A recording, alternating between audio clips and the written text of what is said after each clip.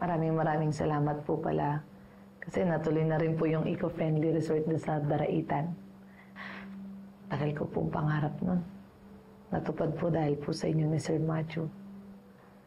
Maraming salamat po talaga. And the credit goes to you, Marikit. Siyempre, pinakita mo lang kay Matthew na talagang binavalue mo yung mga katrabaho mo.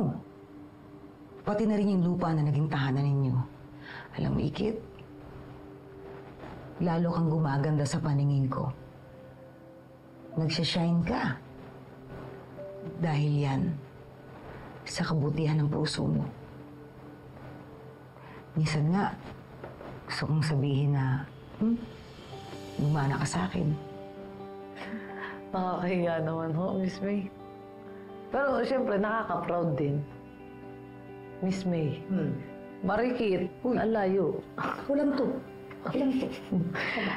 Papasa po bang magnanay? Ay, oo naman.